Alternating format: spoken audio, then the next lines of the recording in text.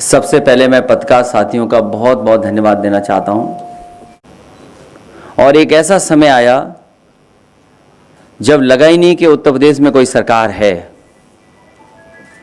लोगों को अपने हाल पे छोड़ दिया, दवाइयां ब्लैक हुई, लोगों को बिस्तर नहीं मिले, ऑक्सीजन के लिए दर दर भटकना पड़ा, ऑक्सीजन के सिलेंडर के लिए अगर जाना पड़ा तो लाठी भी खाई लोगों ने। और उस पूरे के पूरे समय के में कहीं सरकार का पता नहीं लगा और न जाने कितने हमारे आपके करीब के लोगों की जान चली गई। इधर चुनाव में जो देखने को मौका मिला, जिला पंचायत सदस्यों का चुनाव रहा हो, जब जनता ने चुनाव उनके सामने आया तो जनता ने अपना समर्थन दिखाया और सबसे बड़ी संख्या में उत्तर प्रदेश में समाजवादी पार्टी के सदस्य भी जीते, बीडीसी भी जीते, प्रधान भी जीते।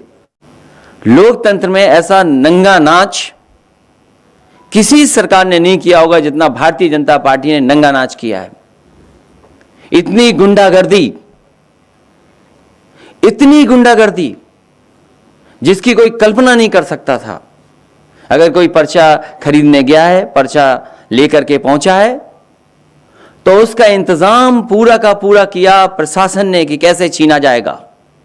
जिस प्रदेश की पुलिस और जिस प्रदेश के प्रशासनिक अधिकारी इस बात पे लगे हों कि पर्चा कैसे छीना जाएगा, और उसी समय हम लोगों ने वो चीजें देखी जो कभी कल्पना नहीं कर सकते हम।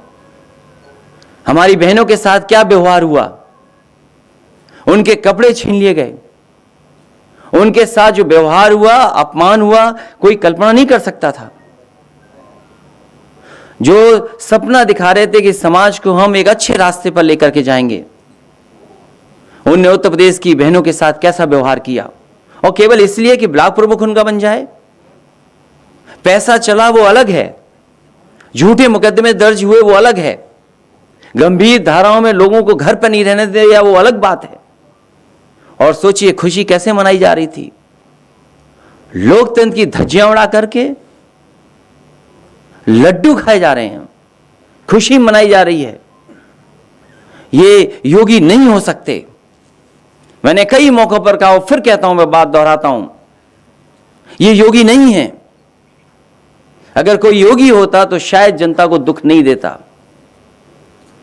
और मैं क्या कहूं, आज तो रिकॉर्डिंग है सबके सामने।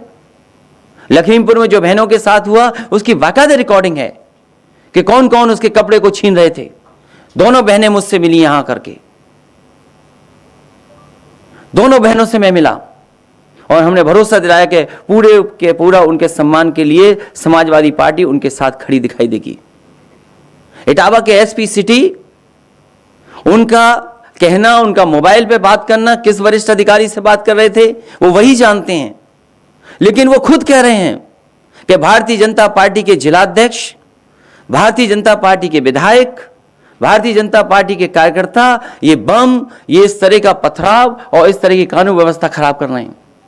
जहां नहीं जीत सकते थे चुनाव, वहां सोचिए बराबर करके चुनाव जीत लिया, बराबर कर करके चुनाव जीत लिया। और संज्ञान में कौन ले इस बात को?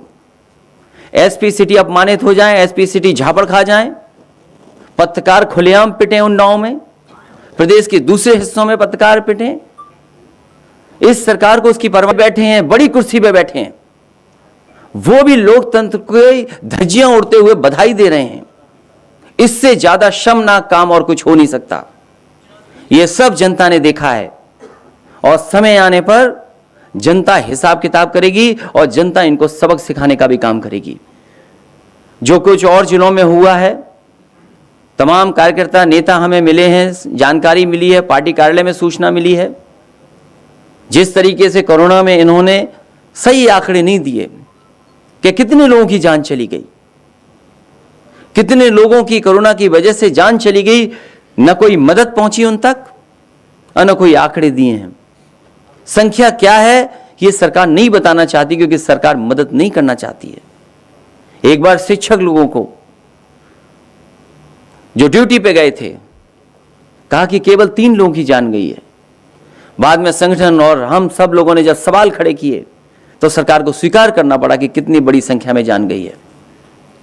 जो और प्रदेशों में जो होता हो वो होता हो, लेकिन उत्तर प्रदेश में जितना गुंडागर्दी हुई है, शायद पूरे पॉलिटिकल कैरियर में अभी तक मैंने गुंडा शब्द इस्तेमाल नहीं किया था।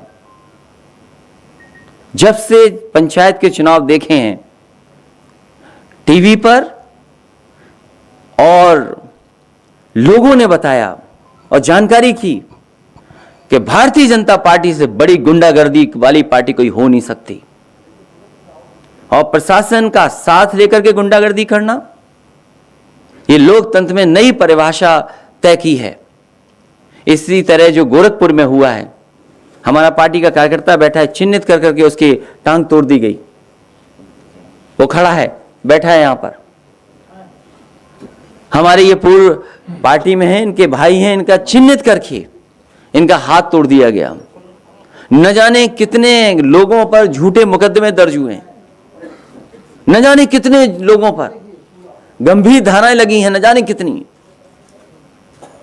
घरों को गिराने के लिए तैयारी कर ली कागज की। इसलिए जो हुआ है वो सबने देखा है, और समय आने पर जनता इनको सबक सिखाने का काम। और मैं आपसे कहूंगा कि गोरखपुर में जिस तरह की घटनाएं हुई हैं, क्योंकि मुख्यमंत्री जी अपने यहां एक्सपेरिमेंट पहले करते हैं, गुंडागर्दी का एक्सपेरिमेंट वो अपने वहां पहले करते हैं और उसको लागू फिर उत्तर प्रदेश में हर जगह करते हैं। मुझे दुख इस बात का है कि कल भारतीय जनता पार्टी ने, उनके नेताओं ने सबको बधाई दी, सबका धन्यवाद दिया, लेकिन पुलिस का धन्यवाद क्यों नहीं दिया? जिन जिलाधिकारियों ने झूठे मुकदमे लगाए, सुबह से लेकर के शाम तक परेशान रखा बीडीसी और जिला पंचायत सदस्यों को, उनको धन्यवाद क्यों नहीं दिया? अगर इनको न लगाया गया होता तो उत्तर प्रदेश का परिणाम ही दूसरा होता। उत्तर प्रदेश के चुनाव में जनता ने सबसे ज्यादा समाजवादी पार्टी को समर्थन दिया, भारतीय जनता पार्टी को हरा दिया। इसीलिए पूरे प्रशासन को लगा करके और भारतीय जनता पार्टी ने अपने गुंडों को आगे कर करके जो बहुमत का था, जनमत था, उसका अपमान किया है।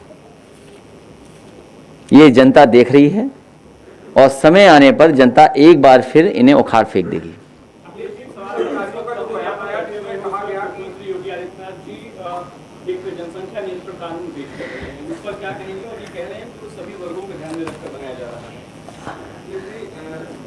तमाम बड़े अधिकारियों का जो बयान आया उसमें उन्होंने कहा कि कई जिलों में झड़पें हुई, कुछ इस तरह से जो इनका की तस्वीरें आप बता रहे हैं सामने आई, अधिकारियों के इस बयान को आप किस तरह से? अगर पुलिस पिट रही हो, पत्रकार पिट रहे हों और पुलिस अपने लोगों को न बचा पा रही हो, एसपी सिटी का वो कथन, उनका कहना सरकार को स्वयं संज्ञान लेकर के उन दोषी लोगों के खिलाफ कार्रवाई कर देनी चाहिए। अगर एसपी सिटी उस समय कह रहे हैं कि भारतीय जनता पार्टी के जिलाध्यक्ष, भारतीय जनता पार्टी के विधायक, भारतीय जनता पार्टी के कार्यकर्ता बम चला रहे हैं, पत्थरबाजी कर रहे हैं, पीट रहे हैं, मुझे थप्पड़ मारा है, अगर पुलिस उस समय हाथ खड़े कर लेगी तो आप किससे उम्मीद करोगे न्याय? क्या ये वरिष्ठ अधिकारियों को शोभा दे रहा है कि उनका ही सहपाठी, उनका ही सहयोगी इस तरीके से अपमानित हो रहा हो? और सवाल भारतीय जनता पार्टी से आज पहली बार है। भारतीय जनता पार्टी ने अपना संकल्प पत्र बनाया, और अगर संकल्प पत्र देखेंगे उस संकल्प में ये योगी जी नहीं थे। जो उनका संकल्प पत्र बना है उसकी अगर तस्वीरें देखेंगे तो उसमें योगी जी नहीं थे तस्वीर में, भारतीय जनता पार्टी के भी सदस्य नहीं है। उनसे पहला सवाल यह है कि भारतीय जनता पार्टी ने अपना संकल्प पत्र जारी किया, भारतीय जनता पार्टी ये बताए कि आज किसान की आय क्या है। लगातार जब डीजल, पेट्रोल, खाद, कीटनाशक दवाइयां, बीज, सब कुछ महंगा हो रहा है, आज किसान की आय क्या है? और जो वादा किया था जनता को, किसानों को, कि 2022 तक किसान की आय दोगुनी हो जाएगी, उन्हीं का घोषणा पत्र मेरे हाथ में है, उन्हीं का संकल्प पत्र मेरे हाथ में है, जो पहले पन्ने में कृषि विकास का बने आधार में जो आखिरी बिंदु है, आखिरी सवाल वो यही है कि 2022 तक उत्तर प्रदेश के किसानों की कृषि आमदनी को दोगुना करने के लिए एक विस्तृत रोड मैप तैयार किया जाएगा। ये भारतीय जनता पार्टी का संकल्प पत्र है। इसीलिए जो सवाल आपने पूछा है, भारतीय जनता पार्टी इन सवालों का जवाब नहीं देना चाहती है। उन्होंने अपना घोषणा पत्र, संकल्प पत्र कूड़ेदान में फेंक दिया है। इसलिए भारतीय जनता पार्टी को सबसे पहले यह बताना चाहिए कि 4.5 साल में आपने कौन सा रोड मैप तय किया था जिससे किसान की आमदनी दोगुनी हो गई है, और भारतीय जनता पार्टी सरकार में है, ये बताए कि आज किसानों की आय क्या है। और जिस दिन भी प्रेस होगी भारतीय जनता पार्टी से मैं सवाल पूछूंगा। यह पहला सवाल है भारतीय जनता पार्टी सरकार के लिए, क्योंकि दिल्ली में सरकार उनकी है, उत्तर प्रदेश में सरकार उनकी है। अभी 1 लाख करोड़ रुपया भी मंडियों के लिए आया है, जबकि 4.5 साल में जो पूरी 22 को समाजवादी पार्टी चुनाव की तैयारी कर रही है और अभी जल्दी आपकी संजय सिंह से मुलाकात हुई और ओवैसी से मुलाकात हुई, क्या मायने है इसकी? नहीं, कुछ लोगों से मुलाकात नहीं है, कुछ लोगों से हुई है।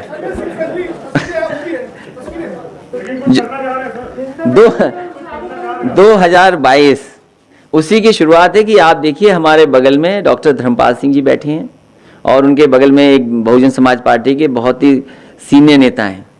इसी तरह समाजवादी पार्टी जोड़ती रहेगी लोगों को, और हमारा जो विकास का रास्ता है, इस विकास के रास्ते पर कोई बहस नहीं है।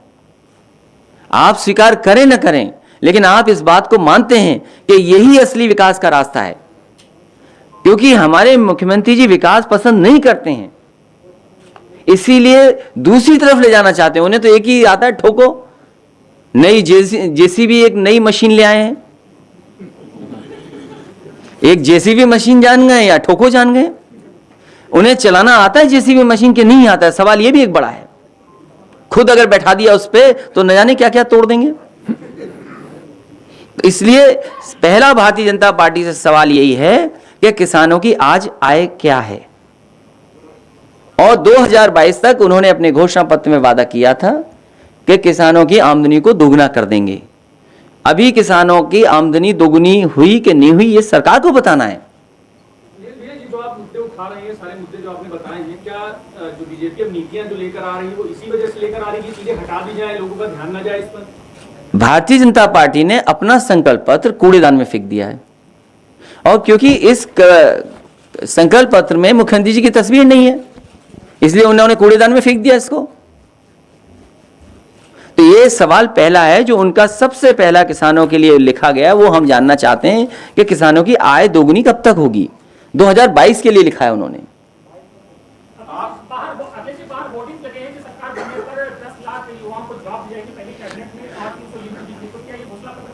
अभी घोषणा पत्र आएगा, इससे ज्यादा किसानों की मदद, इससे ज्यादा नौजवानों के रोजगार नौकरी का इंतजाम समाजवादी सरकार करेगी। मैं तो आपसे कहना चाहता हूं कि कभी मुख्यमंत्री जी ने कहा है कि super critical thermal plant, 660 super critical thermal plant, कभी उनके मुंह से सुना है कि नहीं सुना है? अगर नहीं सुना है तो वो बिजली के बारे में नहीं जानते। विपक्ष के बिखरने से ही भाजपा को फायदा मिलता है। विपक्ष की कोशिश होगी, समाजवादी पार्टी की कोशिश होगी ज्यादा से ज्यादा दल को साथ ले लें।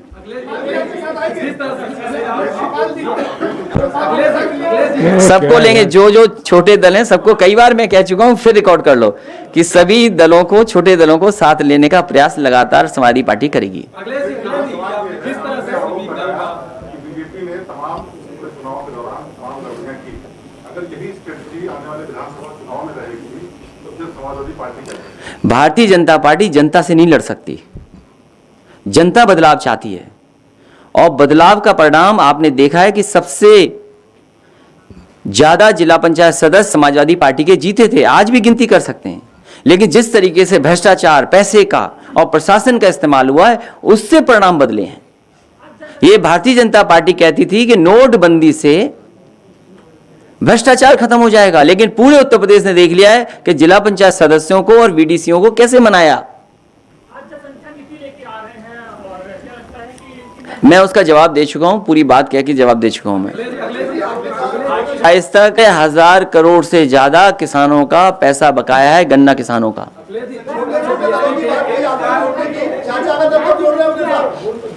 फिरोजाबाद वाले शांत रहे। नेताजी थे 2003 में सत्ता दी थी, सरकार में नहीं आई। मायावती ने सत्ता से पंचायत नहीं आई। आप सरकार में थे, आप सत्ता।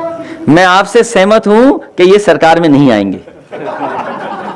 मैं आपसे सहमत हूं। बीएसपी के कार्यकर्ता नेता लगातार समाजवादी पंचायत में हिंसा हुई, आप बताइए विधानसभा के चुनाव में कैसे आप इंश्योर होंगे कि उसमें उत्तर प्रदेश की जनता भारतीय जनता पार्टी को हटाना चाहती है। जनता से ज्यादा संख्या नहीं है इनकी, जनता बदलाव चाहती है। बीएसपी के नेता जिस तरह से समाजवादी पार्टी में लगातार आ रहे हैं, बीएसपी पूरी खाली होगी, उसका नतीजा देखा कि पंचायत चुनाव में भाग नहीं लिए। अभी भारतीय जनता पार्टी के लोगों के लिए दरवाजा नहीं खोला है। उनकी टिकट कटेगी तो देखिए किधर किधर जाएंगे। उनकी सूची बन गई है, जब टिकट कटेगी तो वो जानते होंगे कि कितने जाएंगी। इसी तरह हरिओम उपाध्याय जी आ गए क्या? नहीं आ पाए, चलिए कोई बात नहीं, हालांकि वो नहीं पहुंच पाए हैं। भाई मैं किसी दल के भविष्य कैसे तय कर सकता हूं? हम अपना भविष्य बना रहे हैं। और आप, अरे आप खुद सोचिए, कोविड के समय पर क्या हैंडलिंग थी, सरकार क्या कर रही थी, और लॉकडाउन के समय पे क्या नहीं हमने देखा, हमने आपने। और जिन परिवारों के सदस्य चले गए हैं, जिनकी जान चली गई, मामूली सी दवाई मिल जाती, समय पर इलाज मिल जाता, अस्पताल में बेड मिल जाता, ऑक्सीजन मिल जाती, डॉक्टर देख लेते। ये डॉक्टरों का दोष नहीं है, ये सरकार का दोष है, क्योंकि सरकार में मुख्यमंत्री समझते नहीं है कोई चीज। उन्होंने कहा सब चीजें हैं, हर चीज ब्लैक हुई। ये सवाल बड़े हैं। और आज जिन परिवारों के सदस्य चलेंगे, आज सरकार ने क्या मदद की है? और इतनी महंगाई होने के बाद, इतनी महंगाई जब हो गई है, तो बताइए रोजगार और के अवसर क्या पैदा किए सरकार ने? ये बहुत बड़े सवाल है। इसलिए केवल एक सवाल आज है, किसान की आय दोगुनी कब होगी? तुम्हारा आखिरी सवाल कभी नहीं होगा। इसी परिपाटी पर उत्तर प्रदेश में भी आ रहे, बिहार में आरजेडी का खेल खराब किया था। क्या लगता है आपको? आप उसमें आप खुद समझदार हैं। आप क्या राय है? मैं कोई राय नहीं दे सकता इस पर। उत्तर प्रदेश की जनता विकास चाहती है, खुशहाली चाहती है। समाजवादी सरकार में जो योजनाएं विकास कार्य हुए थे, वो आज भी सामने दिखाई दे रहे हैं। कोविड के समय पर आपके एम्बुलेंस ने मदद की, और इस सरकार ने एम्बुलेंस बंद कर दी है। एम्बुलेंस बंद कर दी सरकार ने। अखिलेश जी, एक सवाल, अभी जो कोविड का इतना सवाल पूछा जा रहा है, ऑपोजिशन में सारी पार्टियां कोविड को लेके सरकार को घेर रही हैं। क्या सभी ऑपोजिशन के जितने भी दल हैं, क्या वो डेथ ऑडिट की बात कहेंगे और उसको लेकर आप लोग आगे बढ़ रहे हैं? समाजवादी सरकार बनने पर ऑडिट होगा, और ऐसे सरकारी अधिकारियों ने जिन्होंने आंकड़ों को छिपाया, उनके खिलाफ भी कार्रवाई होगी। और जिला पंचायत के चुनाव में और ब्लॉक प्रमुख के चुनाव में जिन्होंने अधिकारियों ने अपनी सीमाएं लांघ गए हैं, उनकी भी सूची बनी हुई है। मैं उत्तर प्रदेश की पुलिस पर और खासकर बीजेपी की सरकार भरोसा नहीं कर सकता। इसलिए साथी, मैं दो हमारे साथी जिनका जन्मदिन है, उनको बहुत बहुत बधाई, और आप में से बहुत सारे साथियों ने बधाई दी थी, आपका धन्यवाद।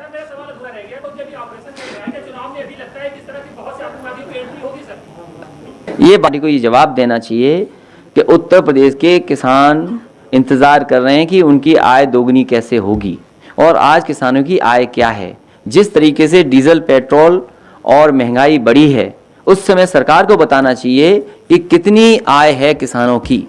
और जो कोविड के समय पर जो कारोबार बर्बाद हो गया, छोटे दुकानदार बर्बाद हो गए, छोटे ठेले लगाने वाले, रेडी लगाने वाले, या कारोबारी थे, डे टू डे कमाने वाले लोग, डेली वेजेस पे काम करने वाले, आखिरकार उनकी क्या सरकार ने मदद की है? ये बड़े सवाल हैं।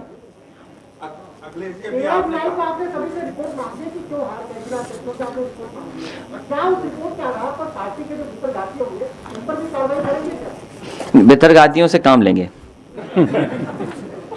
किसान आंदोलन का भविष्य क्या है सर? किसान आंदोलन भविष्य क्या है? कई बार नहीं बता सकते ना कौन बेतरगाती है, ये नहीं पता तो लग जाता है, लेकिन आप मुंह पे नहीं कह सकते हो। मैं अनिल सैनी जी को बहुत बधाई देता हूं उनके जन्मदिन पर। खुर्रम निजामी जी को बहुत बहुत बधाई। और एक बार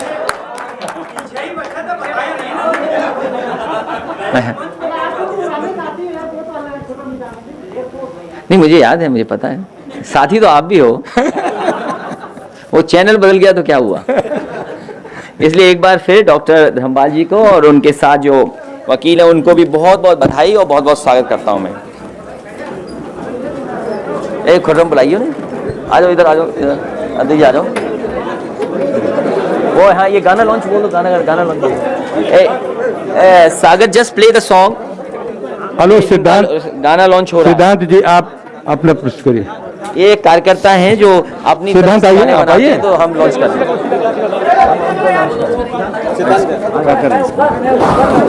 ये सिद्धांत के द्वारा माननीय राष्ट्रीय अध्यक्ष के करकमलों से आज इनके गाने को लॉन्च कर रहे हैं।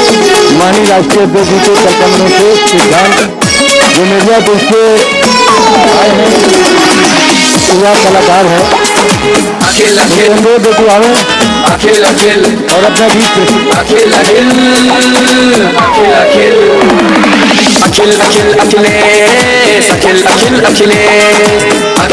बहुत बहुत धन्यवाद माननीय राष्ट्रीय अध्यक्ष जी को और सभी पत्रकार बंधुओं को भी बहुत बहुत धन्यवाद। हमारे सभी समाजवादी साथियों को बहुत बहुत धन्यवाद। आज माननीय जी द्वारा मेरे लघु फिल्म अपना अखिलेश का प्रोजेक्ट हुआ, मैं माननीय जी को बहुत बहुत धन्यवाद करता हूँ।